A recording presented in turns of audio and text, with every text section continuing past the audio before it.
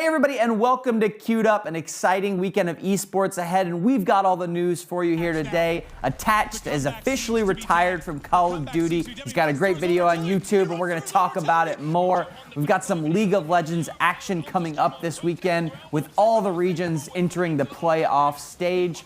G2 was able to take down Koi in this matchup and are headed to MSI. And last but certainly not least, we have Scream. He's back. He went from Counter-Strike to Valorant, back to Counter-Strike. His little brother's with him. And we're going to talk about all those things today on Queued Up, where the lobby is open, the mics are hot, and nobody is dodging. With me today, Nick Thug Nasty Lavid, Davis Tad Tadlock, and Chris Partyfoul Celestia.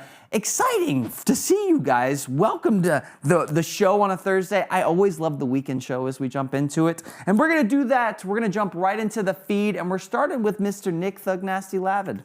Awesome. We are going to talk about legend. French phenom coming over from the EU in the middle of last year is now 7 for 7 in HCS LAN Grand Finals. He played on Quadrant last year, came over to join his duo Bound, played on a little bit of SSG last year, and ever since this year they've been on Optic, and they've been a winning duo, winning 5 straight. It is impressive when you see a player that goes to Grand Finals and win every time. It shows that they can clutch up, and you made the joke before the show that this is just one of the French, along with the French of Hydra and the French Vitality team that won at Dreamhack. So, yeah. Exciting news on that side. Yeah, and we're just waiting for the president to tweet out congrats. Any second now, it's coming. I think you should maybe hop over into COD scene. If he's doing that 7 for 7 in Grand Finals, they might need some help over on COD. Dude, imagine you could do it cross-game, Chris. That'd be crazy. Yeah, well, maybe the French will be lucky. KC make it to MSI. Oh, Maybe they use that luck and win MSI. Might Ooh, be. that'd be a big one there. Years of French. This just became the French praise show, okay? No, it's exciting. I think it's really quite the accolade to be able to go in 7 for 7. It's just nuts. That's Obviously, insane. Yeah, you can't. That cannot sustain. That will become a lower number at some point. Yeah, and then no single player has won 5 straight in over 10 years, and now 2 people have done it as well. So just crazy accolades going all around. Wow. Okay. Well, in other news, I've got this one. Envoy played a little video here. We don't have to play the clip, but ultimately, he's talking crap about the Challengers players again. I thought this was interesting in the fact that he got a lot of hate when he made the first tweet, and he kind of doubled down on this one. I think he's tired of those Challengers players talking crap on the scene. I think he is too, but I mean, I don't know. I guess there's a level of respect maybe he thinks that he's earned from these players, but at the same time, what he's saying is not really true. I mean, you have Mercules who's popping off. You have a bunch of Challengers kids who are popping off. You have Neptune, Mercules. Those are just some examples. But I mean, if you look at the teams that came in last at this major, a lot of them have like really familiar faces on them, like names that we know. And so it just doesn't make sense a lot to me. This was originally my clutch or kick because I didn't know if anybody would say this, but ultimately, I think that it's actually quite the statement because a lot of the Challengers players do show up, talk crap, and then get shut down, like get shut down on the actual show and just get crushed when they show up on the Pro League. I don't know. That's just me. So I think some of them do, but I think some of them have also made a great case and shown that they do deserve a spot. So I don't think it's fair to say that Who there's outside no of talent. Mercules? Just Mercules? Or Dylan Neptune. Dylan Rex on the Carolina Row. Rex hasn't done great, but Neptune's done great. I mean, there's been 2 players who have been tremendous out of Challengers this year. Neptune's a good point. So. Yeah. I don't know. He's back and forth. I don't know if I would. What do you think? Do you think Envoy was justified in this or what?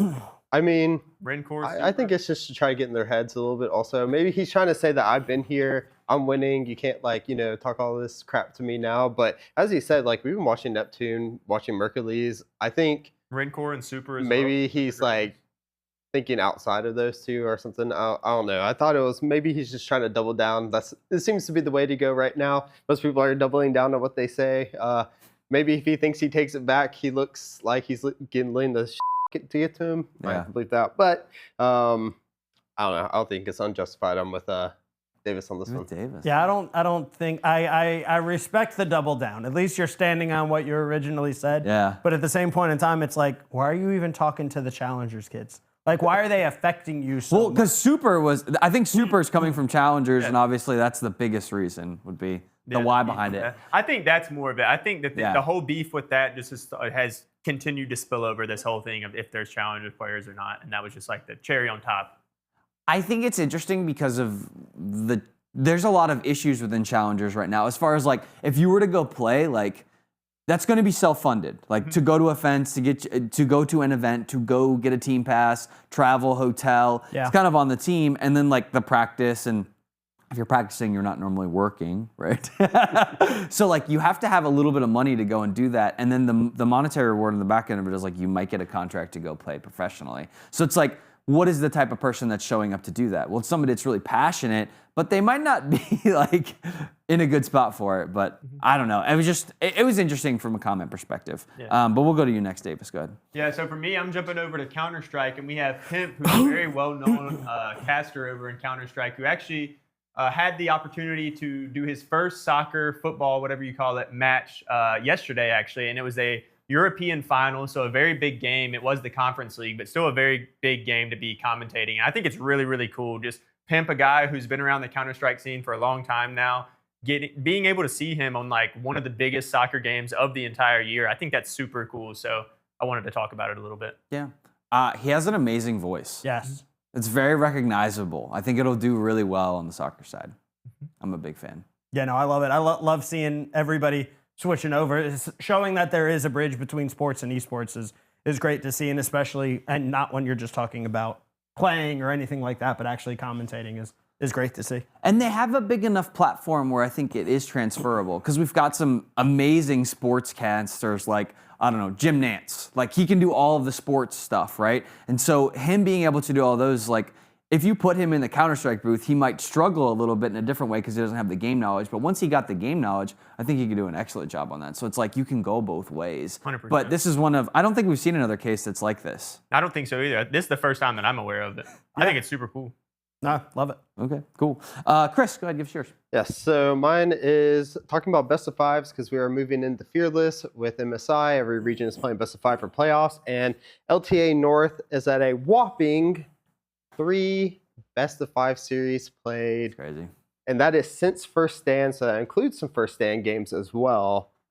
And LPL, obviously they have a lot more games played. LCK, a couple more games played, a couple more teams played, but just the difference of this and how it's going to make, I think it's negatively going to impact LTA North when we go to MSI. Yeah. We don't have enough of that drafting knowledge right now going into it, where we see China and Korea have that. And I think it's really bad. And halfly it had to do with the way Split 2 was formatted for North America, for LTA North and LTA South, because they didn't know if Fearless was going to stay. So they had a previous way they formatted it.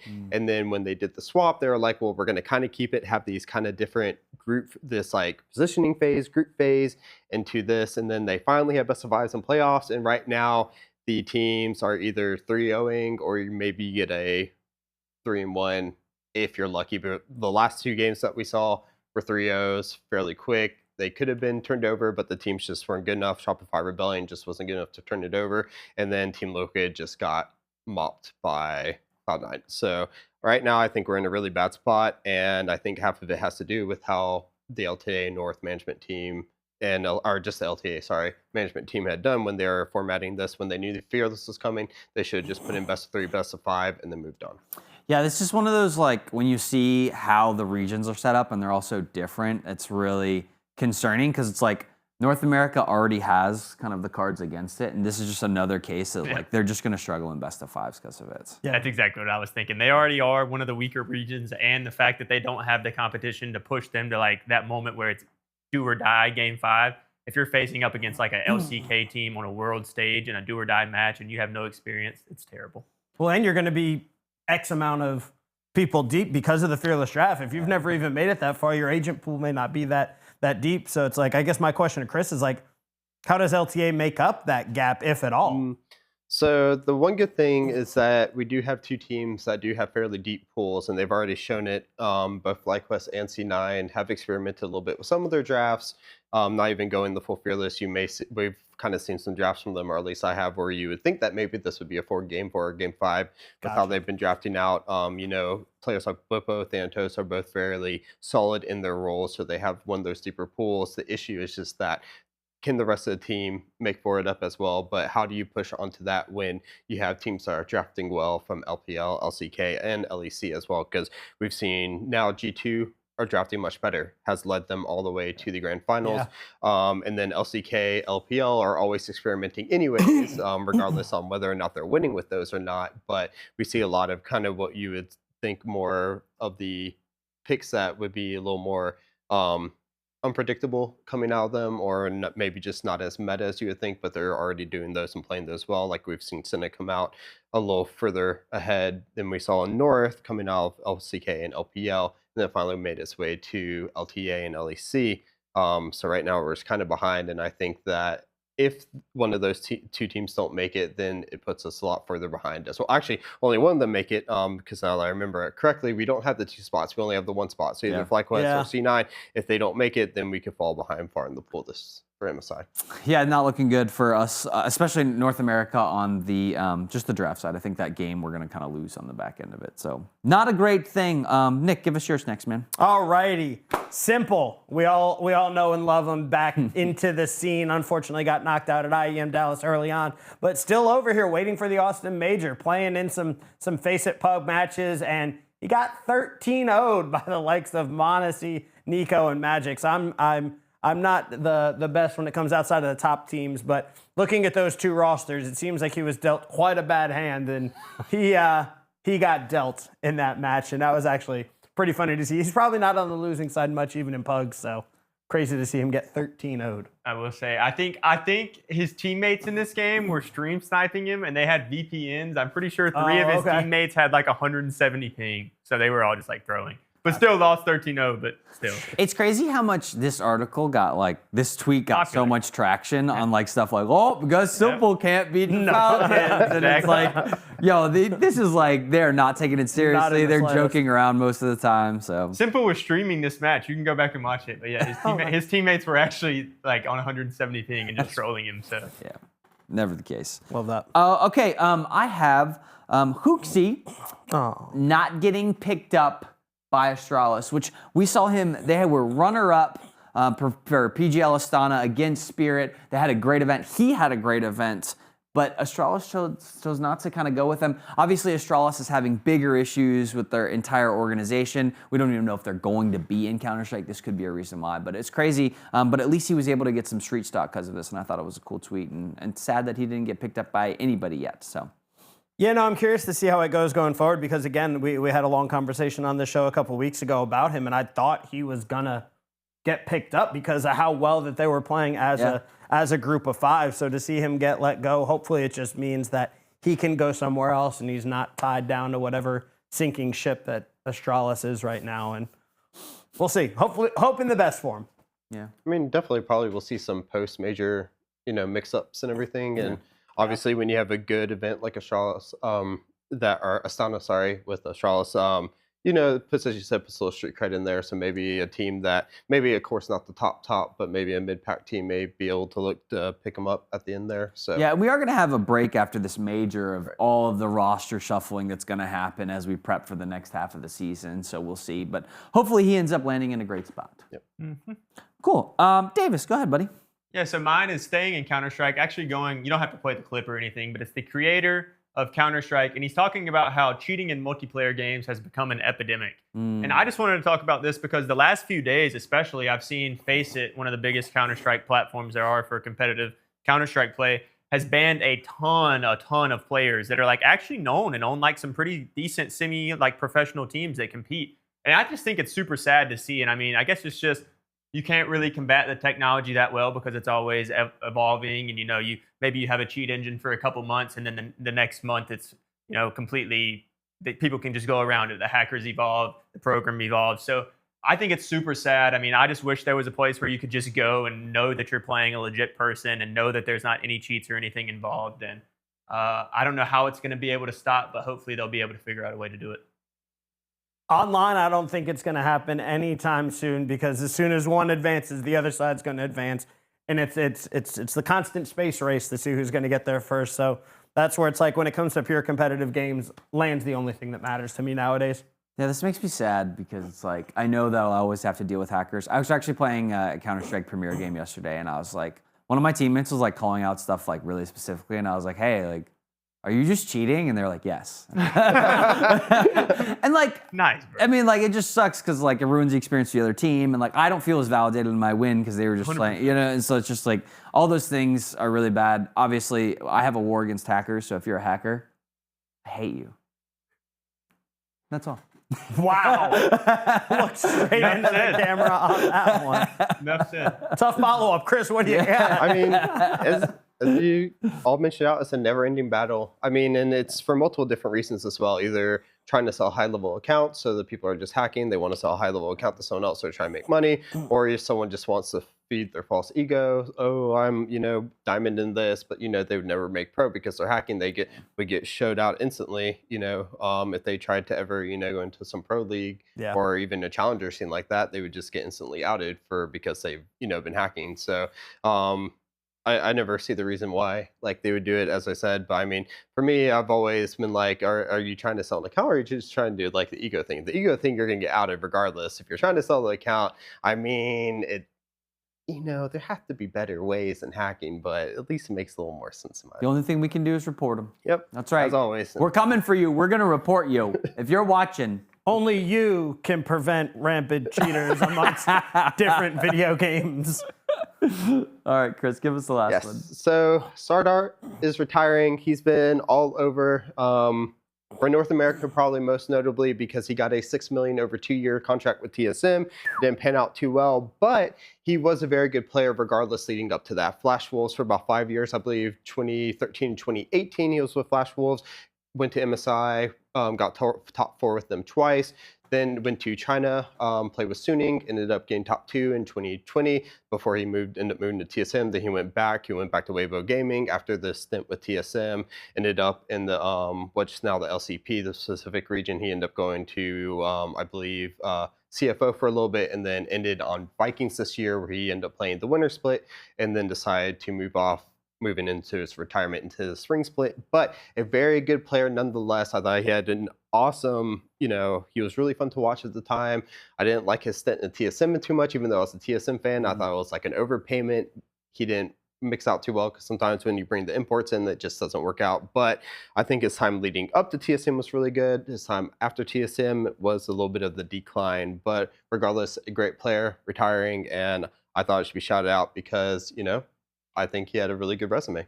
You're giving him his flowers. Yep. That's right. Okay. I appreciate that too. I'm right in the same boat with you. I was a big TSM fan. I think this is one of the straws that just happened to break the camel's back. They were not making great decisions during this time period, and it just kind of led to their demise. As you mentioned, though, before he came to TSM, Swordart was a tremendous player, and it's unfortunate that it didn't work out for the team and just the community of NA, because I think it could have been something great that would have helped TSM. But yeah, shout out to Swordart. Great player. There you go. Cool. All right, we're going to go to the next section, around the league. We're going to jump into all different things esports. We got League of Legends, Counter-Strike, Call of Duty, and Valorant. First thing on League of Legends that we're going to talk about, Scary Jerry and what was the other player? Abadaga. Abadaga gets removed from Disguised on the roster for LTA North. And then Niski, how do you say that? Niski it gets removed from Vitality. So we just got roster changes going on all the way in the League of Legends theme right now and scheme. So big changes. Question for you. Disguised gets upgrade because of this? Yeah, I mean, it's hard to not get an upgrade when you've only won one game. True. Not one series, just one series. They get the one series win. But I mean, as a lot of the talk that you'll see around it, it is more or less because regardless of how they place, they could place first in LTA North. They would still have to go through a relegation promotion match to retain their spot because they are that guest slot right now. So right now, it makes a lot of sense. They tried something. They tried bringing in, these like, rising talent, you would want to call them, players that they had used from their challenger scene as well when they played in challengers last year. It just didn't work. They were completely outclassed in every sense that you can think of. So now it looks like Toast is trying to say that he wants to at least retain his spot because you have Luminosity Gaming, you have Winthrop, you have Near Airport, all these good teams, Dark Zero as well, that could potentially take the spot. Not this split, but the next split after. They'll have the top 3 or top 4 will then go into a promotion tournament and play each other as well as Disguise's team in order to see who can get that spot right now. So they are making these changes because obviously they want to retain the spot. obviously, I don't think they're going to think about making worlds, but if you can at least get some wins and be a solid team and have that team play together at least for a couple months, then it makes sure you can retain your spot a little bit easier because you are playing against literally almost the Luminosity team is former Shopify Rebellion from last year. Yeah, makes sense. I wanted to comment on yeah. the Nixie move really quickly because he's a super historic player who's been around. And I just wanted to say, when I first saw that he was playing support now for Vitality, I thought it was really weird because he's always been I always knew him as a mid laner. So I thought it was really weird to see him playing support. But I came to find out that he made this decision because his old Mad Lions teammate, Carzy, is the ADC for this team that he's been playing with. And they thought that maybe they would have some chemistry there. Sadly, it hasn't worked out. I think you should go back to mid lane, Nixie. I think that's what they said, and that's what they said in the farewell tweet. They're like, we weren't quite getting the results that we wanted. He wanted to go back to playing mid lane. They kind of both mutually agreed to go their separate ways, and it makes a lot of sense. Perfect. It does, yeah. The other thing I saw on the Scary Jerry news was that's a Maryville player that came from the college scene on this side, and so the coach was disappointed that had happened, and that because essentially the premise around it was the fact that this guys wanted results now. Kind of thing, where they thought somebody they could develop into that. And that's interesting because when we look at the player pool, specifically for NA, it's like normally comes from the college League of Legends landscape in some way, shape, or form because it's not a level. Not too much. Usually we don't see too much move up from it. Unfortunately, the college scene has not been kind to, I believe Niles was the other Maryville player who tried to move up from college to the pro scene. And he came in talking a lot. Ended up, I believe, almost playing against, I think it was Impact was like one of his first games that he played against, made like a really weird pick. I believe at the time it could have been like a Quinn top, was almost one of his first games played as well. It just gets completely destroyed and then becomes literally, I think, one of the fastest players to ramp up one of the worst KDs in the league. And then, basically moves back to college, graduates through college. Good thing. I believe he still works with Maryville at the point, but unfortunately, the college scene just hasn't been kind of, usually we see the players that are moving from younger age directly from really strong challenger teams, at the time when they were the challenger teams, then moving straight up to it, or we're seeing a lot of the imports as well coming in. So players like JoJo who came in, they didn't, play through college, they just came straight up, and now JoJo's even moved up to LEC as well. So unfortunately, maybe we'll see some college do some well, but even now I think some of the better teams are the ones where you have where Disguise can pull the mid laner because they need a North American resident mid laner because their possible new AD carry will be the Korean import rule. So they need someone like Insanity, Sword, who can come from Canada, United States to fill that gap now. There you go. All right. Awesome. Well, the other news on the other side of the other side of the pond is MSI. G2 qualifies for MSI. First team to qualify. We didn't really expect that. I expected KC to come through there because I'm a diehard KC fan, but I don't know. I picked them. You picked them? Just saying. No, I actually predicted it, but I did think that it would be a Caps diff, and it did not turn out to be that way. I think that Caps actually had his work cut out for him, and Fnatic actually had Koi had a really good plan to try to counter him, but they just weren't really successful in controlling the bot lane. Hansama was really able to step up, and Lebrav as well. And I think that they were just too much in the end. They just had too much experience. Yeah. And speaking on that, I do think right now Koi's main issue is whether or not it can be a JoJo diff, whether or not it's a JoJo diff for the enemy team or for his team. So if he plays well, he is a diff for his team. They do really well. It means everyone can play off of him, especially Supa. But then when he is not playing well, he ends up, making mistakes that I feel are very costly for his team that help out the other team. You play against a team like G2 that, as you said, has Sansama, Broken Blade, Rob, everyone on the team Caps as well that can step up in one way or another, and they have been drafting so much better than we saw them in the spring split, and they're playing much better as a team cohesively now. This is the G2 everyone expected. This is G2 that we saw last year, and we expected to see this year, and finally that G2 team is looking like the top 2 team, and as you said, now we have what I do think a really good 3-way race for that second slot from Koi, who can definitely win either against any of the teams that are in the bottom bracket, as well as hopefully KC making their return. They came in second and first stand. And then we also have Fnatic, who are kind of, what day will they show up? It will be dependent on how well they do. But of course, we will possibly end up seeing that again because now Koi is sitting in that spot. Yeah. So we might end up seeing KC versus Fnatic to see who faces Koi. We will see. We will see. Okay, cool. In other news, we're going to switch to some CSGO. Scream is back. You saw the clip from him at the beginning. Nick, question for you. What's up? Do you think that Scream is going to have to make an impact like he did back in the day, or you think it's a little bit too late for him? I think it's I'm a huge Scream fan. I loved when he was on Liquid at the beginning of Valorant because I didn't follow CS back then, but loved when he was on Team Liquid at the early stages. But since then, even in Valorant, he's kind of fizzled out. Yeah. I don't think this is I want to go back to CS move. This is let me shoot one last shot before I might have to hang it up. Yeah, so, one of the things that was said in the announcement was that he was also joining as a content creator. So it's like, is he going to go more of like the streamer route to just try and build some brand recognition for these guys? That's what I was going to comment on next. I don't think it's really a thing to him to return to the top level of Counter-Strike, but having Scream's name in the scene again is tremendous. I mean, he is a legend for Titan, legend for Envy. He's bounced around to multiple huge teams in the Counter-Strike scene. I think it's great for him to be back. It's kind of like a mini Simple in my eyes. You know, he doesn't have the same aura as Simple, but he's a great player from that same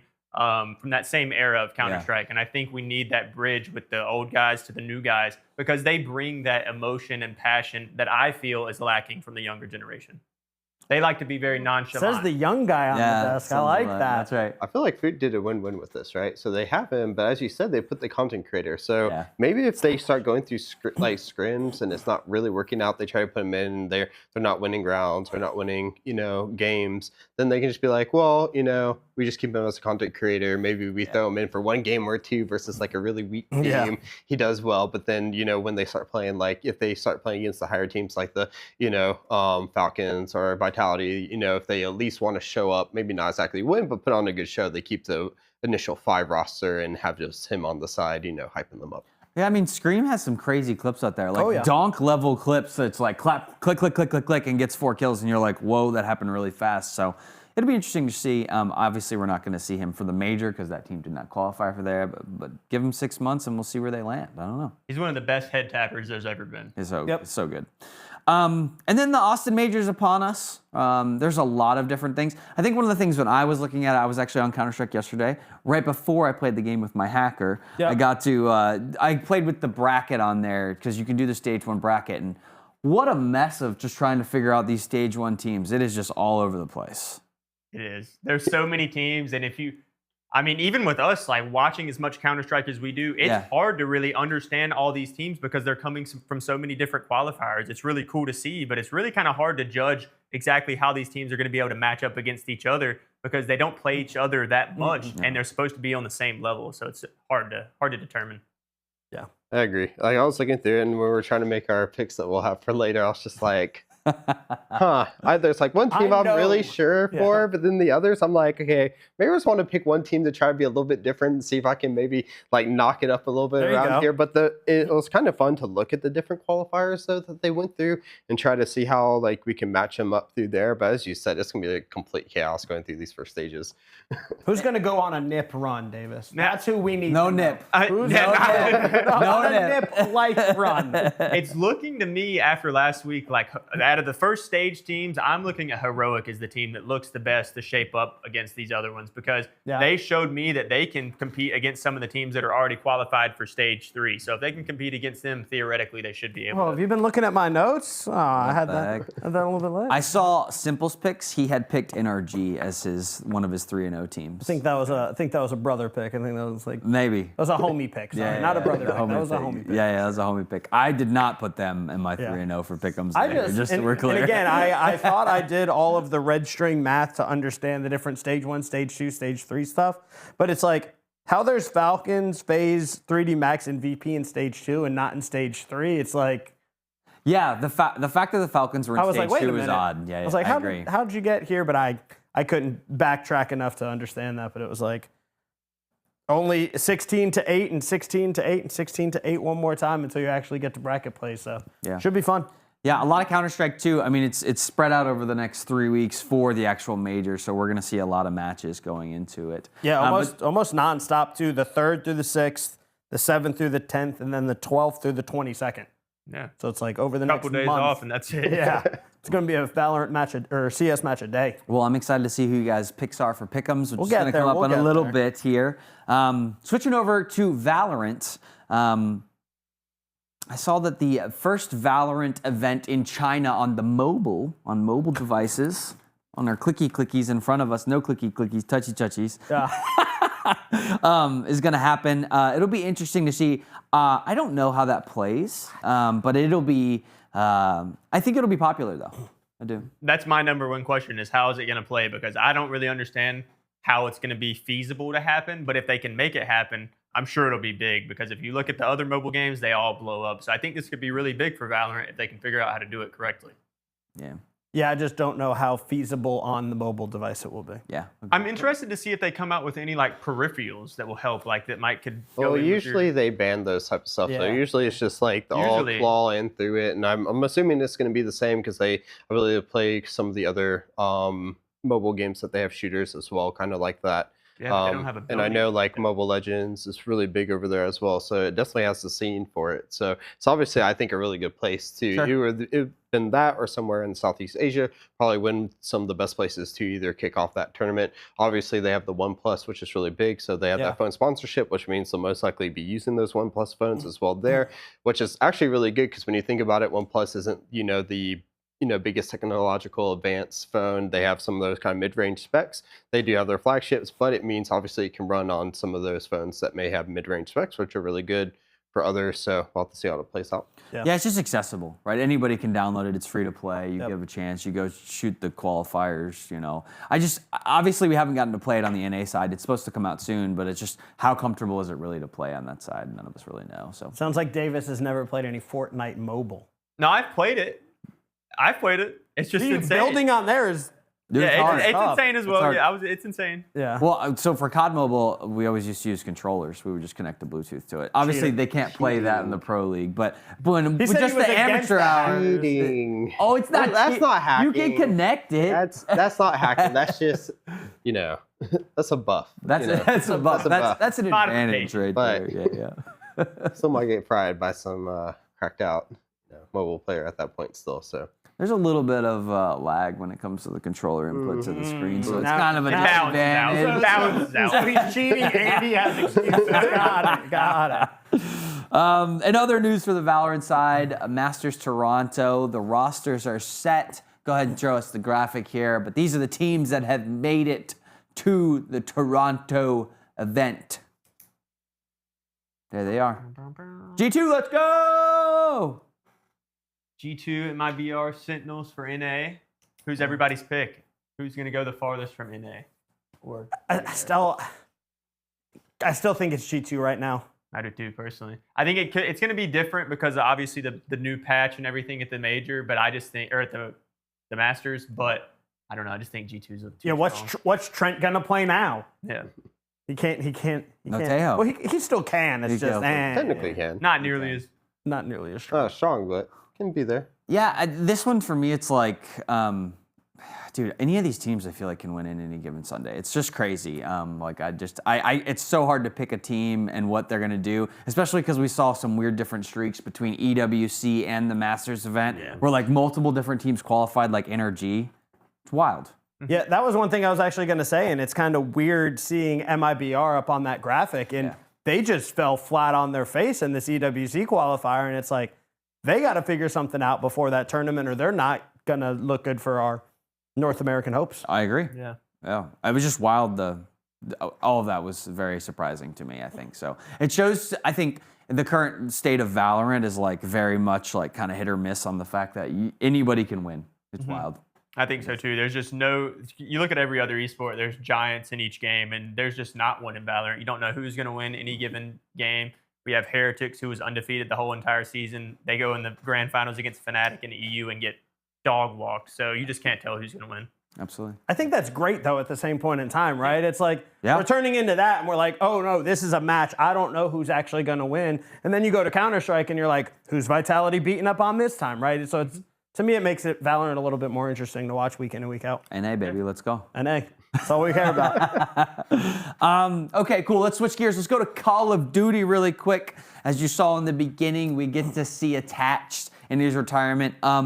What a classy retirement. I don't think it was timed well, but I think it was good in the fact that he released a long-form video. You got to see all of his great moments, and he's been around the Call of Duty space for a long time. Yeah, 100%. Attach is a legend, and I think I loved the video that he put out. It was tremendous to me, and it was really cool to just see him talk about his whole story and how going to that first MLG event just really affected him, and he knew instantly that he wanted to be a COD professional. Yeah. And it's really cool. I think it's a really good story to show just how disciplined and how focused he is as a COD player. I think he's one of the model players. If you're looking at someone to be, it's him.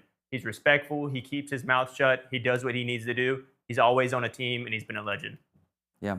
It's also crazy. He's been one of the longest pros in Call of Duty. He's just had a very long tenure. Made it from, I don't know, I was looking at a graphic, and I think it was from 2009 or 8 when he was playing right there, and still playing today. It's just like absolutely wild because everyone else has left at this point. There's no other name other than him. He was the longest standing. So yeah, competed for 18 years, was pro for 10. Yeah.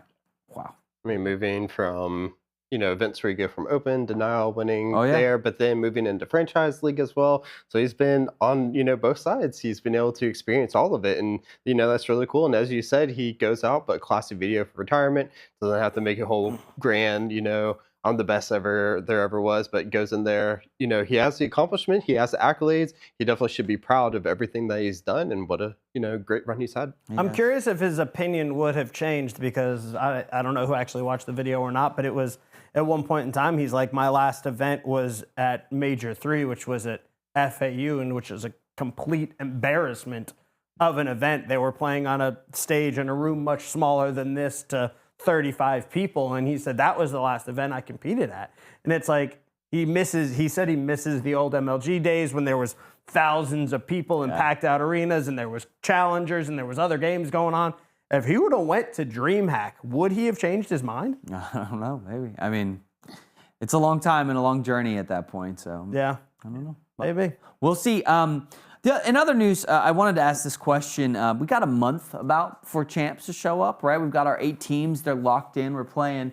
What can change in a month? Do we think there's any big things that changes? Do we think this is kind of status quo? Is it Thieves phase 1 and 2? Or, does Optic practice their butts off for a month and make it to a spot where they're competing for it? What does that look like for you guys? I think if you give everything you have and those 3 brains on Optic to Mercules, they can really improve. Everybody else, I think it's status quo. Do I think they're going to make a jump into that top 3, top 1 or 2? No. But I think that's really the only thing. With somebody that young and new to the scene, the only thing that time is buying is knowledge. Yeah, to me, I think a lot can change, but I do not think a lot will change. I just think, the fact that they're not going to be playing any more qualifier matches, they're probably not going to be scrimming each other much at all, even if they are scrimming each other at all. Yeah. So I just don't really see the bridge being, built between the 2 teams. I think it'll kind of stay how it has been. I was going to say, I think when we saw the jump of Optic getting into the 4th for this major was kind of the precedent that we're going to see for champs as well. I think it's going to run kind of fairly similar to it. Of course, it's always champs, just like Worlds or any other like major event. There's always the upsets that will happen or the changes that can be made. Of course, I'm not too sure how patching works for Call of Duty, so we may not see something like that. You might see an update. Yeah. You might see an update that maybe can swing things in the favor of one team or another, but I still think it's going to be kind of similar to the 4 that we saw for this major into champs, and then hopefully maybe we can see Optic at least grab out the 3rd though. Hopefully this time. I thought we got rid of Kepley. He's still here? we replaced one Optic the green wall's over here with another. What is going rid of it. I'm making Kepley proud. That's right. That's right. Okay. Speaking of things that are green, this is interesting news in the fact that the Falcons secure a Red Bull sponsorship. And I don't think it's just any Red Bull sponsorship. I mean, Max Verstappen was seen with these guys. It is like across the board what's going on. We've also seen the rise of Falcons in a lot of different esports titles over the past, 6-7 months. They've just kind of blown up everywhere, from Rocket League to Call of Duty to They won the Apex event. Apex to Counter-Strike, all of the places they've just kind of shown up. Yep. But this is a big deal because it's going to be some money in their pockets if they need it. I don't really know if that's the case for these guys, but it is a lot of notoriety, and we have seen the rise of Falcons. So interesting news that as it popped throughout the world. So That's where I'm curious of where the money's flowing in this one, actually. Yeah. Like, it sounds weird to say, but it's like, it with Red Bull comes notoriety and eyeballs. Sure. And that's more what they care about than the actual sponsorship dollars. It might just be a product deal to where it's like, hey, every event, every boot camp, every this, that, or the other, we're going to supply you, throw your name on a jersey, and move forward. And I bet that max appearance fee was hefty. maybe. Yeah, I don't know. Interesting news. I mean, it's good. You know, it's good to get the name out there. And obviously, I think I do like what I do like is the cross pollination between F1 and then Falcons, because obviously we have like, you know, the iRacing stuff coming up. You know, obviously push more to that. You have a, you know, F1 racer, and then maybe you can push a little iRacing. Maybe we see Falcons do a little more iRacing stuff with the Red Bull sponsorship as well. But I mean, just seems like kind of a win-win, you know, as going forward. Falcons have definitely gotten cooler, I think, in the eyes of the world over this period as well. year, And this kind of last helps year. that cool factor. 100%. So They became one of the most just modern and most known organizations around the whole world in like the last year. And Yeah. 2 to 3 years ago, you wouldn't have even really known who they were. they were bad. Yeah. Specifically, I don't know, 2 months ago in Call of Duty, they were still pretty bad. Technically, they're still pretty bad today in Call of Duty, so. A couple months ago, they weren't great at Counter-Strike either. That's why They won their first series at a major, okay? That's a massive improvement that a lot of teams They can't did say. take somebody down, that's true. Okay, cool. Let's go to clutch or kick. Clutching or kicking. It's about that time, huh? Nick, you're up first, buddy. All right. Bold statement of the day. This is always my favorite part. As we've already seen 3 of them in this show, esports retirements mean absolutely nothing. With the amount of times, when I think of a retirement, I think of my mailman who's been working 30 years, slugging through all the weather. He finally gets his day to hang it up and go hang out on a beach a little bit. When I think of retirements, I think of Kobe, Derek Jeter, people that have spent 20 plus years with a single organization.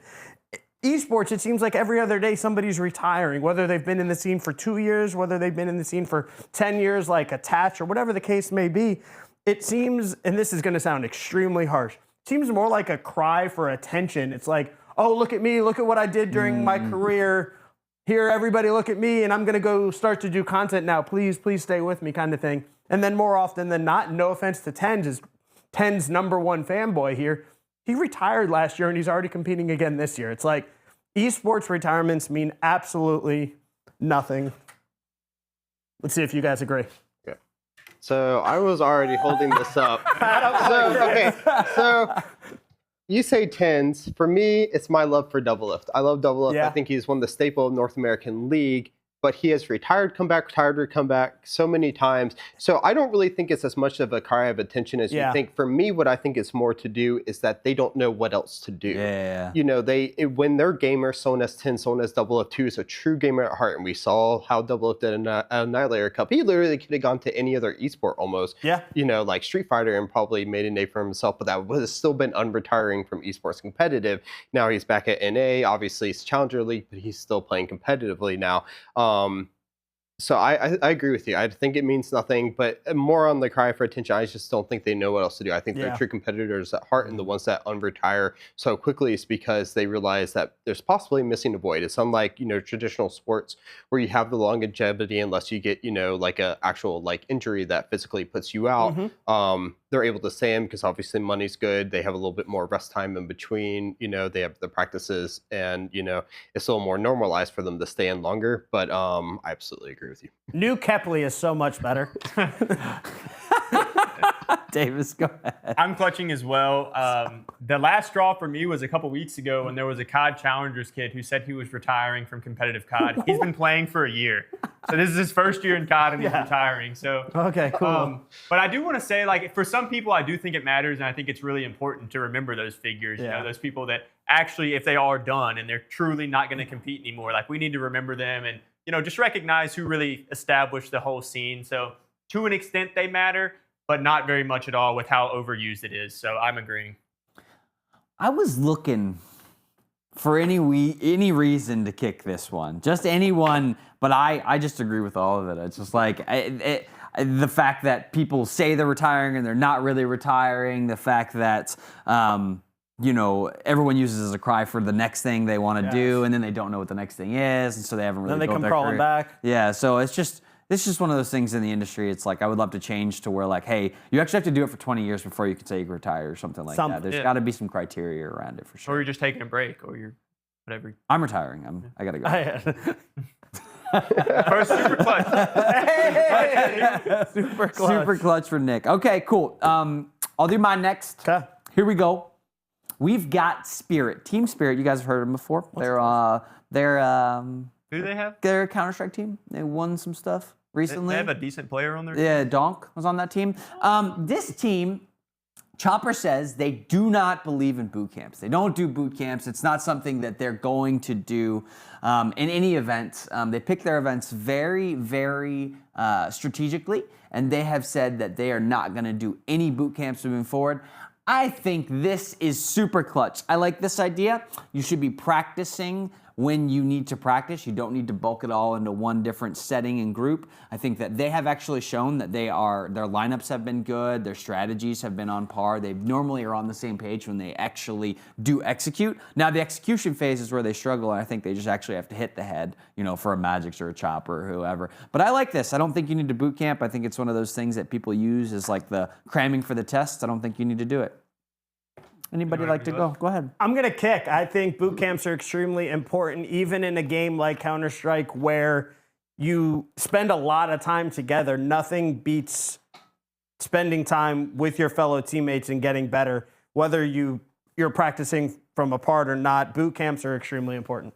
I'm like, it's such a loss of words. Like, I don't see how they're not. Like, yes, in some situations, and I'm going back to it. With Counter-Strike, they're away from their families a lot, and I understand that, yeah, maybe if during those times that they're off, if they had to boot camp, they would be away from their family a little bit more. But other than that, boot camps are extremely important. Team bonding, team chemistry, team vibes through the roof. You need boot camps. Wow. We're just not agreeing this week. So I agree with Nick, and I think a big one was FlyQuest actually boot camped in Korea during First Stand this year. They came back a much better team. Their drafting was a lot better afterwards. It feels like they knew more of what to do. Obviously, boot camping is a lot different in a lot of different esports on how you do it. Obviously, some of them could be more of you just go in to boot camp prior to an event, so you get used to the time zone of the event, you get used to the environment of the event, or sometimes they'll have boot camping. Like obviously for this year, LTA South, if they don't make it to MSI, they actually Wright is bringing them over to California so they can boot camp in North America.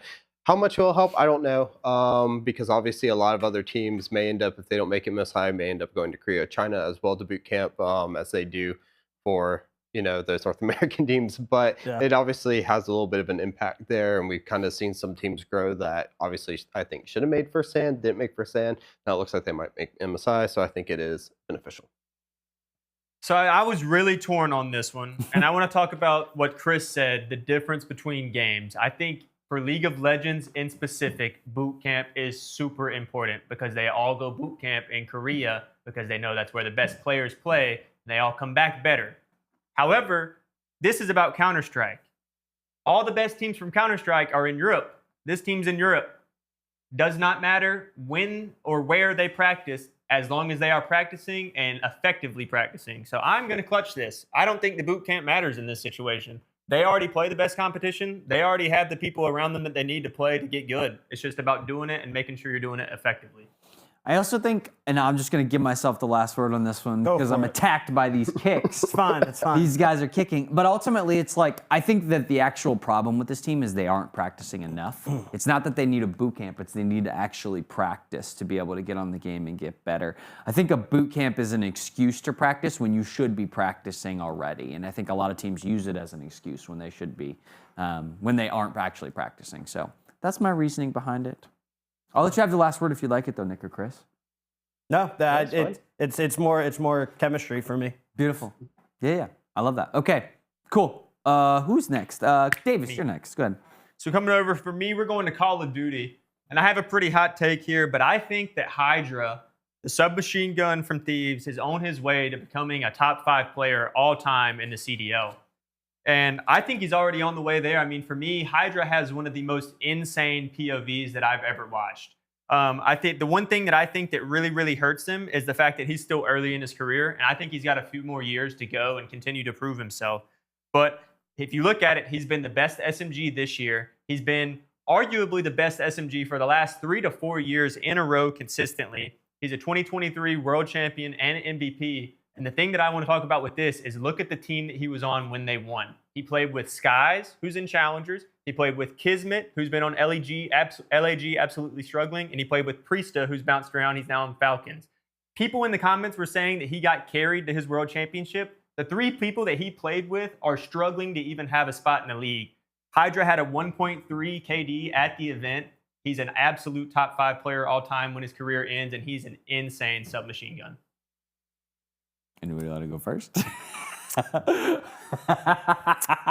I'll be weird with this one because I think he is really good, but will be a top 5 player all time. You don't know until the guy's career is over and he fake retires or whatever it's called. He is really good right now, but until he has a longer career, I don't know. I can't tell the future, so unfortunately, I'm gonna have to kick it. Hold on. I want to say one more thing. Wait, One more thing. I forgot to pull this stat out. Go ahead. He's been playing competitively since Cold War Stage 3. So every single stage since then, every event he's ever played in, he's never had below a 1.0 KD.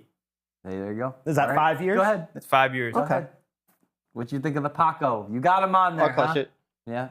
He's fun to watch. As someone who hasn't watched a lot of COD since the Scump and Nate Shot time, so were pretty much my reasons to watch COD back in the day. And then after, they stopped, I kind of stopped watching as much until now when we've been watching it more and covering it more in the office. I think he's a lot of fun to watch, personally. I, kind of am a little more biased towards LA Thieves because of Nate Shot himself. So watching their team, I've usually just paid attention because either Nate Shot is happy or crashing out, depending on what's happening with this team. It's fun regardless, and also with League of Legends. But honestly, I do think that, when I look up stats, because I like looking up stats, he is consistently up there in stats. He's always, putting it out in the game, and that's translating to their help in their wins in games as well. If he continues on this path of what Davis is saying, he could potentially be a top 5 player ever. I do think his current trajectory is towards that way.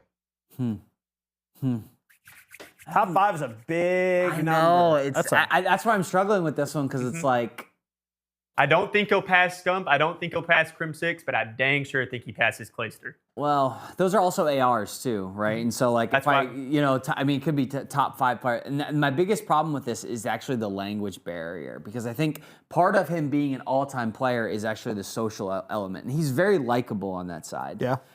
It's just like, do I think he can be a superstar creator? Is he going to make something like The Flank or a talk show that he can be on, kind of thing? And that's where part of it is like transitioning out of esports in some ways. And I think part of being a top player is being able to try and transition out of esports. I think he's got potential. I'm going to give this a clutch. I'm on the fence with this, but I think he will be the more and more I think about it. So, but he's not done it yet. Yeah. He's still got a little bit left to do. And he's got some competition for it too. I mean, Simp's in that conversation as 100%. well. I think Simp and him are neck and neck. And I think personally, the way I see it, I think Simp plays a little bit smarter at times, but I think Hydra is just a lot more raw and a little bit more talented than Simp. They're both tremendously talented, but I just think Hydra's POV to me seems a little bit more crazy and just eye-catching. That was a great clutcher kick, Davis. I really loved that. That was so nice. Chris, Yep. you're next, buddy. What you I am got? next. On mine, I have the Kaisa skin for the new Hall of Legends was a pick that will sell more than the Bane, which I believe is more iconic for Uzi This is $340, yes? $450. Okay, got it. Sorry. It is $450. So the clutcher kick is not whether or not the skin is worth $450. To me, that is a kick. But to me, I believe that is a good idea that they chose Kaisa as that legendary skin. because it will sell more due to its popularity. Kai'Sa has consistently, since her release, been one of the most popular champions. I believe last year she was ranked second, just behind Jinx, which has been blowing out everyone in the water since her release as well. I believe this year she's in top 4. So when you're thinking about selling this skin and also the visuals of what you can put behind Kai'Sa, it's obviously been a much better idea than putting behind Vayne. Vayne's a little more simplistic, obviously an auto attack based champion, whereas Kai'Sa flying around the map, zooming around the map, has missiles flying out of her, projectiles, like whatever they are, bazookas on her shoulders. They have, I don't know if you've seen the skin or the trailer for it, but it's like he, has a dog. He was really, has basically the dogs on his shoulders that are shooting out. The HUD changes when she ults across. So I think it's a good job from Riot noting that they can use one of the 2 champions he's known with, using Kai'Sa instead, when I think most people, if you followed Uzi's career, even in the Rise music video for Worlds, he's portraying Vayne. He has a massive outplay on Vayne. You would think Vayne, but no, Vayne's only one of these like lower skins that you can get, whereas the massive one is Kai'Sa, and I think this is a clutch. I want to go first. I think it's a kick, but I think everything that you said makes perfect sense to be a clutch. I just draw the line at, I don't think this is how Riot should be handling the Hall of Legends. If Uzi's going to be the person that they selected to be inducted into the Hall of Legends, he should decide who the champion gets the skin and who it should be, because we're honoring him. It's not true. Riot. We're deciding, strategically, we're going to give this champion the skin because more people are going to buy this. But don't worry, Uzi, your name will be attached to it. No, we're paying homage to these legends of the game that built the scene. He needs to decide who gets the skin. I'll give you the last word because I have a feeling what's going to happen next. Go ahead, Nick.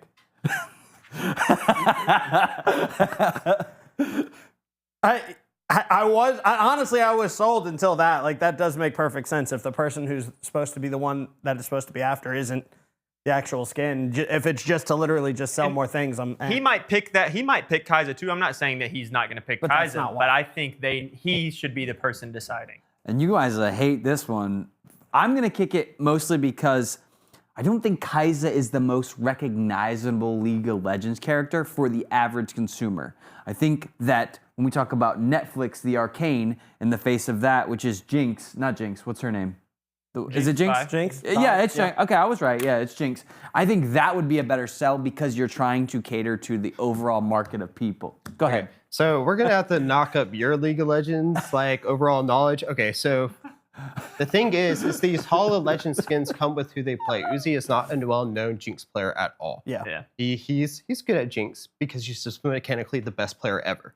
But you don't know him for that. So why would we choose Jinx over anything for it? Kai'Sa, though, on the other end, someone that's played Kai'Sa, I would think if I were to buy a skin on what I want to spend $450 for, and this is similar to the Ahri maybe versus LeBlanc as well from Faker, right? Ahri has a lot of flashy spells. She gets around the map and she does a lot of stuff that look really cool. You can evolve her really well because of just her overall design. Vayne, comparative to Kai'Sa as well, the evolution does not look as good because Vayne is such a basic character in comparison to Kai'Sa. I think if I were going to pay $450 and I want to see my screen look glittering gold, because it is glittering gold, it is Kai'Sa. And as I said, Kai'Sa, just behind Jinx, is the number 2 popular, as the popular champ last year was number 2, played the most into the AD carry role. And then this year she is sitting in number 4 as well. So I think if we're going to choose based off of what Uzi plays, then it has to be Kai'Sa. Obviously, Vayne probably should have been one of the higher choices, but the Vayne looks cool. But the Kai'Sa is just absolutely glorious. Did they get to select or no? Yeah, so Uzi is a part of the process for it as well. Just like Faker was a part of the process for that, because obviously I'll switch back. Faker hasn't had a world skin for Ahri, but he chose the Hall of Legends skin to be Ahri as well for it. Yeah. Got it. Cool. Then I will clutch everything too. I clutch everything that Chris No, I'm said. still gonna kick. I'm gonna kick this. If Uzi decided it would be Kai'Sa, I think it's great. I'm not sure on the final process, but I know they give them a list of the champions that they would like to see. Yeah. Okay. I can clutch it. But I do think for refuse. sure Uzi should be the one deciding. I'm done with that. It's his skin. I'm gonna leave it. I'm gonna leave it. I'm gonna let it go. It's like, let's pay homage to Michael Jordan, but we're gonna put him in a Lakers jersey because they're the biggest team. All right, let's go to picks for the week and ahead. We got some Counter-Strike, we've got some League of Legends, starting with our first 2 picks, which are going to be Stage 1, who makes it out of the Stage 1 qualifiers for the Blast Major in Austin. I will go first, and I have Heroic and B8. Who? B8. Okay. It's an 8 over there, and they got a B next to it, too. It looks. That B and 8. The B8. All right. Chris, go ahead. I'm pretty sure I have Heroic and OG. And most I'm picking OG because I felt like some people were going to pick Complexity, so I just want to pick the team that would, possibly mess that up for There them. you go. Well, you got it right. I was Heroic Complexity. So. Exact same. Heroic and Complexity. Oh, my gosh. No Halzerk. You don't care? I think that does affect them a little bit, but I still think that they're a little bit above the other teams. I was like, not in Stage 3. It doesn't matter. That's a good point. Yeah, I don't know.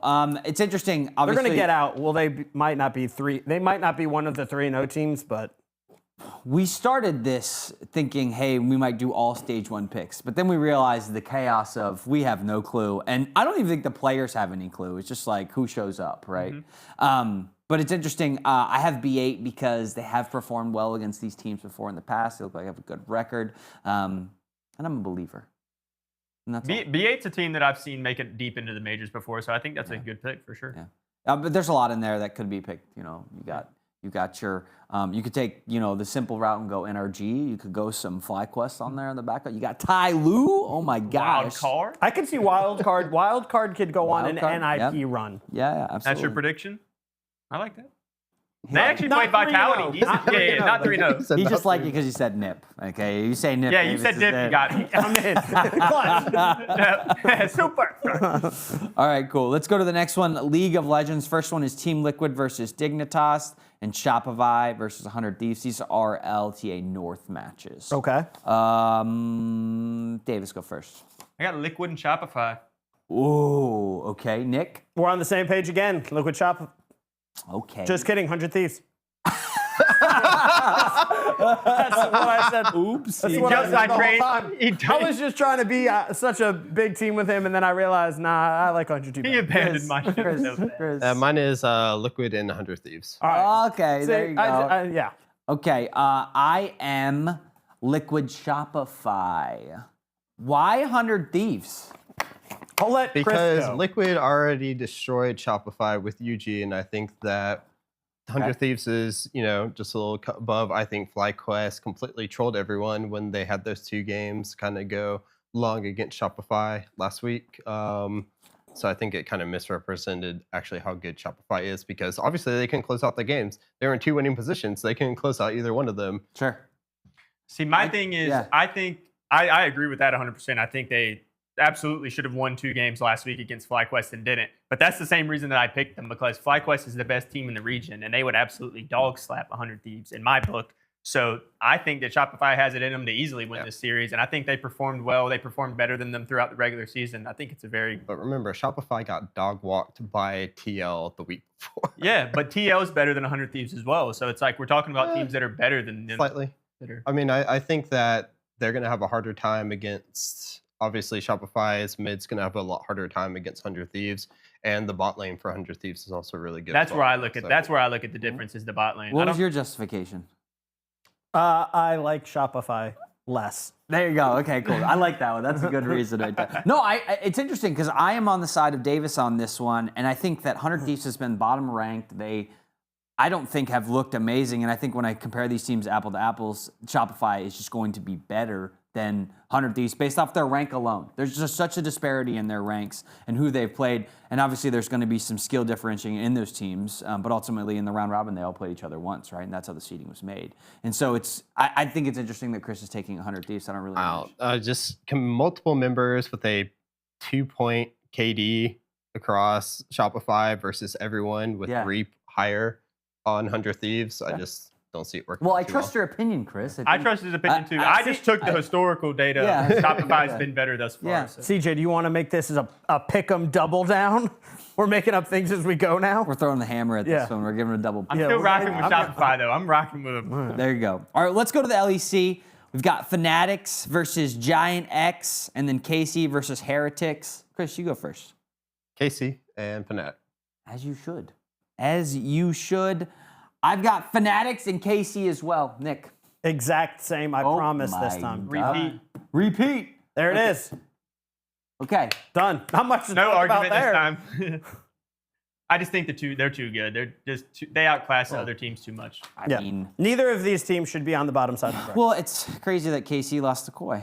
I mean, it was crazy game 5, and it could have gone either way. As I was saying, I really think that for LEC right now, one of the good things for their region is how good their top 4 teams are and whether or not they can all win or lose. And it's not just because one team's playing bad, it's because of how well both the teams are playing at the given time that they are playing. The issue is just that you then have Giant X and Team Heretics. Giant X is making a good run up. I think it will require them, though, through the summer split to get better to maybe make it into that top 4. But I think right now you have KC, who, of course, want to make it back to their second international tournament. And then you have Fnatic, who are looking to make up for their loss as well, as bad as it happened against G2, are just going to outclass these 2 teams at the moment. Yeah. I think a couple weeks ago we were talking, Chris, and you were like, it's KC and it's Fnatic, and we were expecting them in our grand final. Now, how things have played out, that could be our lower semi match. And one of them might not make MSI or EWC. And I And it think shows how good the region, like he's saying, is competitive with their top 4 teams. and yeah, for Fnatic, it's gonna be dependent on a lot of the drafts. I think their drafts are a little bit weaker. As I said, I think G2. I don't know what happened. They either were trolling a lot of the split and then decided to make much better drafting, or they just learned from their mistakes on how to draft better coming into playoffs, and it just looked so much more cohesive. And I absolutely think that G2 deserves to be where they are, but now it means that we're going to have a tight, close fight for these final spots. If I am going to give any upset, would give it to Giant X though. I think Giant X could make the upset if we're going to see any. There you go. We will see as the weekend unfolds and goes ahead. I'm excited to watch some League of Legends. I'm excited for the Counter-Strike stuff going on. And then Masters and Call of Duty coming up as well. So we've got all the great things that are happening. Well, that's going to do it for our episode. Chris, tell them how excited you were to be on the show today. Oh, super excited, First I, was cosplaying Nick. Now I'm cosplaying Kepley. Yeah. Green wall. Green ball. Mongols. Mongols as well, yeah. Won't see them until a little bit later, but yeah, Yeah. Good That was stuff. good to have you. Yeah, Got the League of Legends master over here. But that's been another episode of Queued Up. Thanks for joining us today. We appreciate you. Go ahead, like, comment, subscribe. We appreciate it. And we will see you back on Monday when we recap the action from the weekend.